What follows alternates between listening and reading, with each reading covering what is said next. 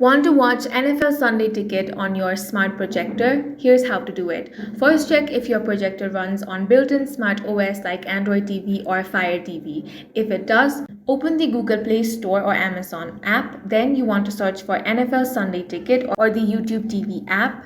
Then install the app. Once installed, log in with your account to start streaming. If your projector doesn't have an app store, you can cast or mirror from your phone. For that, you can use the Cast Screen or Google Home to mirror the NFL Sunday Ticket app directly. Another option is connecting a streaming device like Roku, Fire Stick, Apple TV, or Chromecast to your projector's HDMI port. Install the Sunday Ticket or YouTube TV app on that device, sign in, and stream your games.